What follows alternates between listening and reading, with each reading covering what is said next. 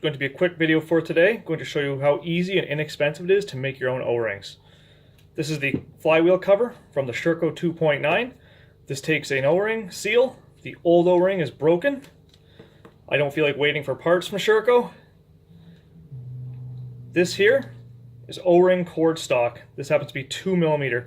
This is available for probably about 40 cents a foot. So it's very economical to purchase this if you're going to be making your own O-rings. And this method works great. I would only use it for static O-rings, not for anything that is a dynamic seal of any kind. Just take your O-ring stock, lay it in the groove.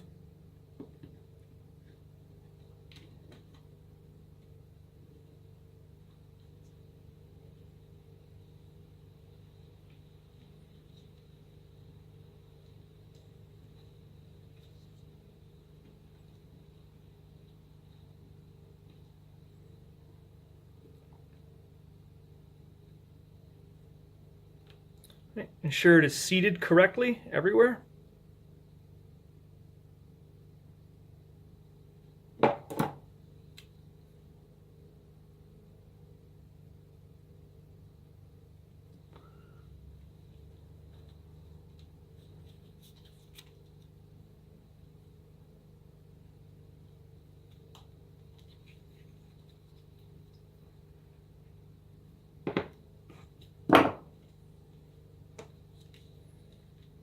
So verify the fitment after you've trimmed it.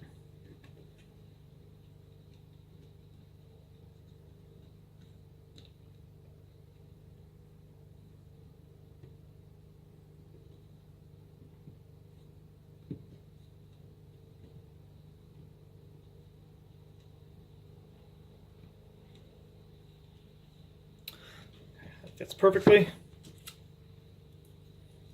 Grab yourself some super glue. They do make O-ring specific glue, or at least O-ring material specific glue. This is Loctite. I need a little tiny dab.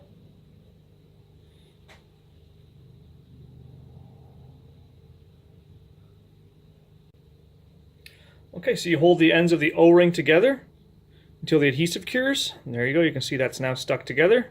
It's one complete O-ring. Install it back in the groove, install the part on the vehicle, and you're good to go. O-ring cord is available in all dimensions and designs, and it's definitely an easy way to save a few bucks and to always have the right O-ring available to you. I'm lucky, all the O-rings on this bike are pretty much 2mm, so I picked up about 15 feet of O-ring cord. That's going to do me for as long as I own this thing, and it cost me like $7 or $8. It was next to nothing. And these seals each, I'm guessing, are probably 10 to 15 at the very least. So it's a good way to do it, and you always have some around. Thanks for watching.